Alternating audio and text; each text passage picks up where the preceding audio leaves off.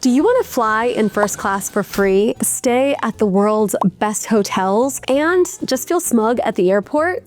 Good, then you're in the right place. In this video, I'm giving you an intro to miles and points so that you can book luxurious travel for you and your family. I'm breaking down my systems that I use like you're 5, but with better credit. By the end, you'll know what credit cards to open, how to effectively shop for amazing travel deals, and what mistakes to avoid. Let's go. But first, let's lay some ground rules. Paying interest for miles is like buying a yacht to fish for ramen. You don't do it. You should never hold a balance on a credit card just because you're chasing the miles. And remember, I'm not a financial advisor, and this is not financial advice. However, I am a recovering airport sprinter and a frequent flyer of the Amex Centurion Lounge. So without further ado, let's dive right in. So first off, what are miles and points? Think of points as store credit for travel. You earn them from credit cards and partners, and you can spend them to buy trips. There are 3 species of miles. The first are credit card rewards. Credit card rewards are probably the top tier in this category simply because they're transferable to multiple airline and hotel partners. Think points that can move from one location to another so that you have the highest flexibility of how to spend them. These are like the US dollar. Then you have airline miles. Now, airline miles are wonderful, but are much more limited in their use. Some airlines have partnerships with other airlines. For example, if you have British Airway miles, you can book using Avios on Qatar Airways and some of their other partners, but they're only transferable to a very limited set of airline partners. Lastly, you can get hotel points.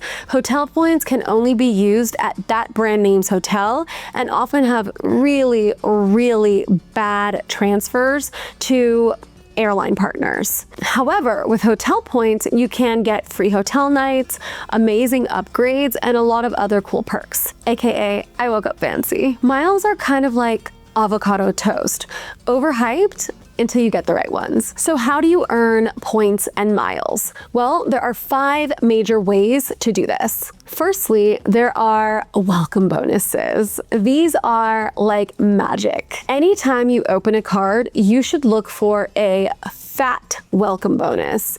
This means that when you spend X amount within a certain number of months, that credit card will actually give you a massive bonus that can range from 20,000 points all the way up to 350,000 points on some of the premium cards. This is a great way to get started on your journey, is by finding a fat welcome bonus to thrust you into this world. Remember that these welcome bonuses, though, do require you to spend. So a great time to open a new credit card to earn a welcome bonus would be before a major event like a wedding or a honeymoon, or any other time you're going to be spending some serious dough prior to a specific event. Then you're basically getting rewarded for money that you would have spent anyway. I don't recommend that you just spend large amounts of money just for the sake of getting an extra welcome offer. The second way that you can earn points is through category multipliers. These are multipliers in specific categories like gas or groceries. Some cards might offer you 2x or 3x in various categories. So depending on how you're currently spending, you could rack up some serious points. Later on, we're going to talk about the best card to use if you're spending money on things like utilities every month. All you need to do to earn points in this category is just to use the right card on the right category. And I'm going to give you tips in this video for how to keep track of it all. The third big way that people earn points is simply by using shopping portals. Most major airlines and most credit cards have their own shopping portal where you can earn up to 10x the number of points per dollar spent simply by shopping in their portal versus a site like Amazon or the specific brand. You can also sign up for dining rewards. That means that you link a card to a specific site, eat, and earn miles. The calories don't really count if you're earning points. I mean, that's just science. Of course, you can also earn miles through travel itself. Every time you fly on a specific airline, you are earning points with that airline and its partners. It works the same way with hotels. Lastly, some cards allow you to earn points through referrals. So make your bestie sign up with you so that you guys can both get up to 50,000 extra points just for signing up for some of these cards. We're going to be focusing a lot this video on credit card points, since those are the most powerful. If you're new to credit cards, it's worth noting that besides just earning points and miles, credit cards offer a number of other benefits. First and foremost, most major brands of credit cards offer free fraud monitoring, so you don't need to pay a service like Experian to ensure that your identity is not being stolen on a month-to-month basis. They also, in many cases, offer identity restoration services for free. Many cards offer little-known perks like auto coverage when you're renting a car. Some even provide you with trip cancellation or interruption insurance, when you book the trip with their card, of course. And lastly, many offer travel concierge and emergency services. These are just some of the basic perks, and we're going to jump into some of the really fun perks of credit cards like Amex and Chase. Most veterans of the credit card point scene know that you need to have a really good credit card stack. First-time credit card users often want to start with a really good cashback card. If budgets are tight or you don't really plan on traveling anytime soon, sometimes getting cash back is your best bet. Once you build the muscle of paying off your credit card monthly without holding a balance, then you'll be ready to go into a travel card or a card that's earning you way more points and miles. For a cashback card, I would highly recommend the Chase Freedom Unlimited. The Chase Freedom Unlimited offers 1.5% cash back on most purchases, with multipliers in very specific categories. For example, you can get 3% back on dining, 3% back on drugstore purchases, 5% back on travel that is booked through the Chase travel portal, and 1.5% back on all of the other categories. What I love about this card is that there's no annual fee, which means that you're getting cash back for basically no reason. It also doesn't have a minimum that you need to spend in order to redeem your cash back.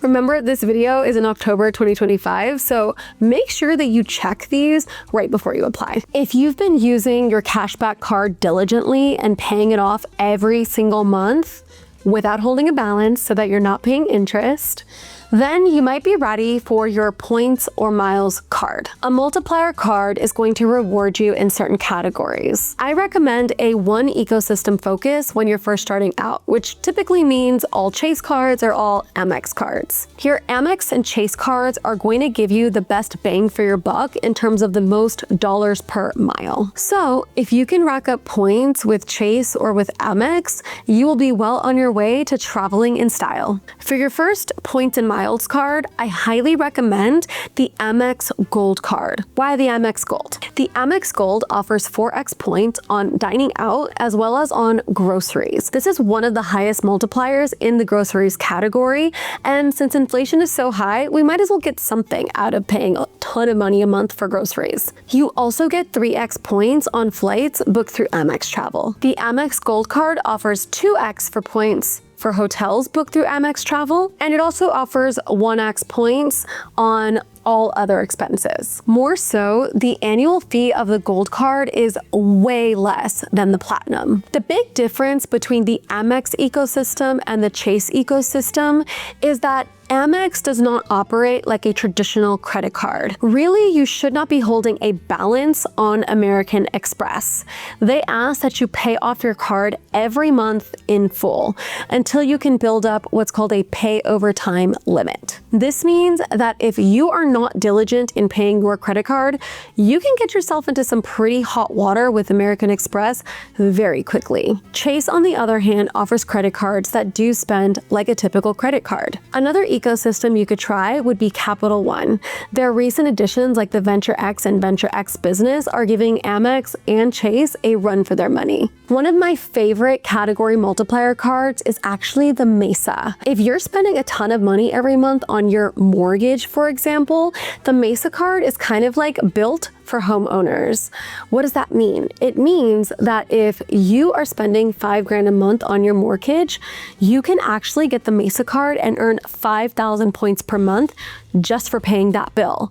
It also offers amazing multipliers on categories like your utilities. Yes, I'm talking your gas and electricity. I actually haven't seen this kind of card before. I've had it for about 3 months and already racked up 65,000 points. Next, you'll need to sign up as a frequent traveler with every single airline you plan to use. This means everything from Delta, American, and United, all the way to Qatar, British Airways, and Aeromexico. If your city airport is dominated by one specific airline, a co-branded card could make sense for you. For example, Atlanta's airport is a hub for Delta. This means that cards like the Delta Amex could make a lot of sense for racking up both Delta miles as well as Amex points. As an example, the Delta Amex offers a ton of huge perks, especially when you're trying to get Delta status. They give you an MQD head start. MQD are basically the points that Delta uses that count towards your status. And you could receive $2,500 in MQD just by signing up with the card. Plus, you'll earn 1 MQD for every $20 you spend on the card. Plus, you can get some amazing statement credits. They offer $120 a year in free ride shares, $150 in Delta Stay credit, and $120 in Resi credit. Delta Amex card members also receive 15 free visits to the Delta Lounge every single year. Plus, they can save 15% when booking with Delta through the travel portal. The last kind of card in your stack would be a hotel card. This could be something like a Marriott card or a Hyatt card, depending on the group of hotel that you like the most. But remember, that credit card is only going to rack up points for you to stay at that hotel and all of their co-brands. I personally like Marriott for the various brands that they have and the fact that they're super international and available in most major cities. Most of these cards offer at least 1 free night, as well as free upgrades or even free breakfast. Some even offer statement credits whenever you stay at the hotel. So that's your credit card stack. You have your cashback card, your mileage multiplier card, and perhaps a hotel and airline co-branded card. So now that you've racked up all of these points, how do you book without losing all of your hair? There are 2 main paths to using your points and miles. The first is just to book through the travel portal. This is gonna get you the least bang for your buck. A typical travel portal on Chase or Amex or Capital One looks kind of like Expedia. You can simply search for your flight, hotel, or a bundle and book with miles. These are really simple pricing models where points equal cents. However, you don't get the best deal by booking through the travel portal, unless you're using something like the 15% discount that you get by having a co-branded card. Booking through the portal is especially useful when you are pressed for time or when there's limited award space by booking directly with an airline, which we'll talk about next. Path number 2 is to transfer your points to a hotel or an airline. This means that you can move, let's say, your Amex points to a partner airline like Delta. Then you can use Delta's system or the airline system to book travel directly through their portal. This is where the magic happens, and you can find the best deals on international business class tickets that would typically cost you an arm, leg, and your favorite hoodie. Different credit card ecosystems have different airline partners. Amex partners with all of these airlines, while Chase partners with these. There is some overlap, but you'll definitely want to check out the airline partners before you apply with the credit card. For example, if you live in Dallas and you know that American Airlines is your primary hub, you definitely want to take out a credit card that's going to transfer to AA. Similarly, if you're in Atlanta like me, you want a card that will transfer to Delta. Each airline has their own portal where you can book awards flights. Awards flights simply means that instead of searching for tickets where you would spend cash on that ticket, you're searching to spend miles on a ticket. And this is what a typical travel portal looks like. Often, all you have to do is check a box that says travel with miles. or book with miles. And you can view all of the awards flights available. There are some incredible tools out there where you can search for awards flights across various airlines. I love, for example, points.me. And if you have an Amex, actually, points.me is included in your membership, but only for the transfer of Amex points. Points.me is free to use for limited services, but they do have a paid version that if you travel more than 3 to 4 times a year is totally worth the cost. Oftentimes, you can get amazing transfer deals. For example, Amex frequently offers a 1,000 points for 1,600 points with British Airways. Those Avios miles you could then transfer to other airlines like Qatar. So let's say you want to book a trip on Qatar Airways and Amex is having a points deal with British Airways.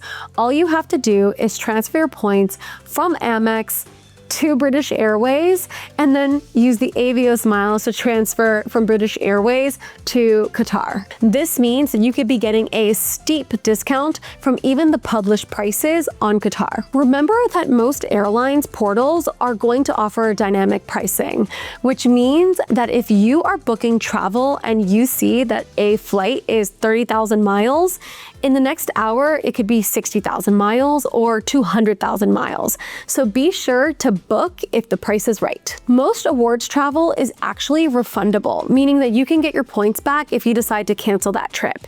That's one of the biggest benefits of booking with miles. Your miles are very flexible and allow you to stay nimble while traveling. In many cases, when booking with points or miles, taxes or other fees can still apply. Points can cover the fare, but oftentimes airlines will charge you government fees and other such taxes. Pro tip, when traveling with the baby and booking with miles, always book your ticket with your baby on the initial reservation. Trust me, I have had my own problems with trying to add my baby after the fact to an awards booking and not being able to get her on the flight. So let's talk about some common traps. So first things first, interest is never better than miles. You should never carry a balance for the sake of getting miles. Secondly, you should avoid overpaying in credit card fees that you can't afford. Some of these cards carry very hefty fees. I'm talking anywhere from $350 a year to $850 a year. So make sure that you're going to get more out of your card than you're spending on the yearly fee. If the perks don't beat the fee, you can always downgrade. What do I mean by downgrading? That means that you can ask that specific bank, like American Express, to downgrade your card. For example, if you are not trying to spend $850 a year on the Amex Platinum, you might be willing to spend a few $100 a year on the Amex Gold. So you can simply call Amex and ask them to downgrade your Platinum card because you haven't necessarily seen that the fee is worth the benefits, but they are. There are also hacks to beating the fees altogether. Every single year, you can call up your credit card company and ask for them to either waive the fee for that year or give you an amazing retention offer, like 50,000 extra miles. Another big pitfall are really bad redemptions. For example, you should never spend 50,000 miles on a flight that just costs $120. You definitely want to get at least 3 cents per mile that you spend. So if a ticket costs $100, I wouldn't spend more than 3,000 miles. Math is not my strong suit. If the value of the ticket is too low, pay cash and save your miles for a bigger excursion. Another major pitfall is not tracking your miles properly. If you use a system that I talked about earlier, point.me, that will help you to link your credit cards and keep track of your miles for you. Otherwise, you can use a tool that I use, like Card Pointer, which actually will tell you which card to use and when, depending on the various offers that the card has at that moment in time, or on the category multipliers available with that card. Card Pointer is an incredibly useful tool that you can use to ensure that you're using the right card in your credit stack for every single purchase. If you can't find your points, they're probably in that drawer with all your spare cables. So let's talk your credit score. You definitely want to keep your utilization rate pretty low, under 10%, if you're going to be playing the miles and points game. This means that if your credit limit is $1,000, you really don't want to ever have a balance that shows up on your credit report more than $100. All you have to do is call your credit card company and ask them on what day they report to the credit bureaus, and always make sure that you pay off your card before they report. Remember that that date might not be the same as your due date. You also need to make sure that you're making every single payment on time. Autopay is your best friend. One missed payment can severely affect your credit score. Your age of accounts is a huge factor in your credit score. The older, the better. So opening new cards does affect the average age of your credit report. It can ding you, but it also helps with your utilization. For example, let's say that you have a 10-year-old card, a 5-year-old card, and a brand new card, and you want to open another brand new card. You might get a ding for having a slightly lower age of accounts, but you'll get a boost because you now have less utilization on more credit. So there is a balance to this. Utilization and on-time payments probably make the biggest impact on your credit score. All right, so what specific card should you get? Well, here is my credit stack. I use each of these cards for these categories, and I pair them with Card Pointer to make sure that I'm always using the right card for the right purchase. For example, if I see that I'm about to buy at a specific store and there's an Amex offer on that store, I will be sure to use my Amex card. Miles and points isn't just a game, it's a V game. Learn the rules, play with discipline, and you'll travel for less. Remember, always pay in full, be organized, and redeem smart. This was just a beginner class on points and miles. So remember, go ahead and leave all of your questions in the comments so that I can follow up in a subsequent video. If you enjoyed this video, please like, subscribe, and hype it up. Happy travels!